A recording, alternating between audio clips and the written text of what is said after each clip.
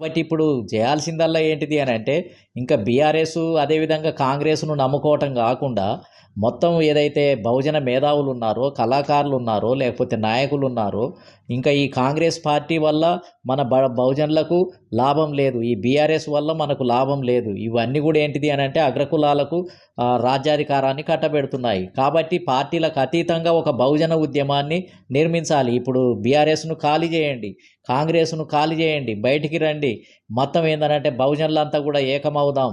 మనం ఏందనంటే జనాభా ప్రాతిపదికన అన్ని కులాలకు అన్ని వర్గాలకు ఎమ్మెల్యే టికెట్లు ఎంపీ టికెట్లు ఉద్యోగాలు మనం ఇచ్చుకుందాం, సమానత్వాన్ని రాజకీయ సమానత్వాన్ని సాధించుకుందాం.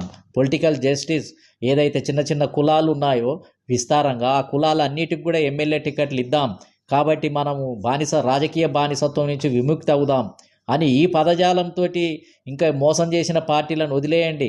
కాంగ్రెస్ పార్టీని నమ్ముకుంటే కాంగ్రెస్ పార్టీ కూడా మోసం చేసింది, బీఆర్ఎస్ అయితే 10 సంవత్సరాలు పరిపాలించి మోసం చేసింది. కాబట్టి మోసం చేసిన పార్టీలను దూరం పెట్టండి, అవి మన పార్టీలు కావు అని ఈ నినాదాలు ఇచ్చి ఈ నినాదాలను బాగా ప్రచారం చేస్తూ ఈ బహుజన సమాజాన్ని కుప్పనూక్కోవటానికి అవకాశం ఉంది. ఆ విధంగా రావాలి. ఇప్పుడు బహుజన కులాల మధ్యలో కూడా మరి కొన్ని తెలుసో తెలియకో కొన్ని పొరపచ్చాలు కూడా ఉన్నాయి. ఒక బీసీ కులాన్ని ఇంకొక బీసీ కులం కింద పనిచేయడానికి కూడా ఇష్టపడటం లేదు.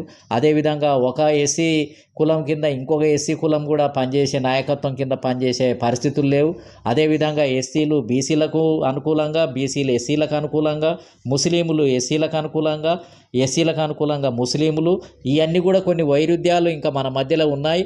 ఈ వైరుధ్యాలను పరిష్కారం చేయడం కోసమే ఒక ఉద్యమం జరగాలి. దానికోసం ఒక నడుము కట్టాలి.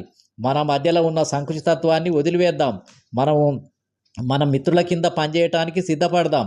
మనము ఇతర బీసీ కులాల నాయకత్వాన్ని మనం ఆమోదించుతాం, ఇతర ఎస్సీ కులాల నాయకత్వాన్ని కూడా ఆమోదిద్దాం. ఎంబీసీలు నాయకత్వం వహించిన ఎంబీసీల నాయకత్వం కింద కూడా పనిచేద్దాం, ఎస్సీల నాయకత్వం కింద మనం పనిచేద్దాం. ఈ పెద్ద శూద్రాగ్ర కులాల కింద పనిచేసి మోసపోవటం కంటే ఒక ఎస్సీ నాయకత్వం కింద పనిచేయటాన్ని ఒక గర్వంగా భావించాలి. ఒక బీసీ నాయకత్వం కింద మిగతా వర్గాలు పనిచేయటాన్ని ఒక గర్వకారణంగా భావించాలి. అదేవిధంగా ఒక ఎంబీసీ మోస్ట్ బ్యాక్వర్డ్ కులాలైనటువంటి నాయ బ్రాహ్మణ కుమ్మరి కమ్మరి ఇలాంటి కులాల నాయకత్వంలో ఒక గౌడ యాదవ పద్మశాలి ముదిరాజు మున్నూరు కాపు లాంటి వాళ్ళు పనిచేస్తే అది గర్వకారణంగా భావించాలి. వాళ్ళ కింద మేము పనిచేసాము, ఈ వ్యవస్థను లిబరేట్ చేయడానికి మేము పనిచేస్తున్నాము అనే సంకుచత్వాన్ని విడనాడాలి, విశాల తత్వాన్ని పెంపొందించాలి. ఈ గడ్డగట్టకపోయిన సమాజంలో ఇంకా కుల సంకుచితత్వాన్ని ఇంకా మేము వాళ్ళ కింద పనిచేస్తామా వీళ్ళ కింద పనిచేస్తామా అనే ధోరణి సరి అయింది కాదు. ఈ సంకుచిత భావాలను కొంతమంది క్రియేట్ చేస్తారు.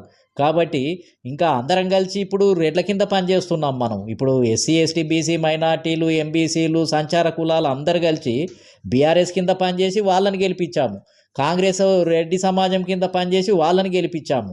కానీ మన సమాజం నాయకత్వం కింద మన బీసీల కింద బీసీలు పనిచేసి, ఎస్సీల కింద ఎస్సీలు పనిచేసి, ఎస్సీల కింద బీసీలు పనిచేసి, మహిళలు పనిచేసి మనం సంఘటితమై ఓట్లు వేసుకొని మనం అధికారంలోకి రావటాన్ని మనం ఆమోదించలేకపోతున్నాము, నామోసిగా ఫీల్ అవుతున్నాము.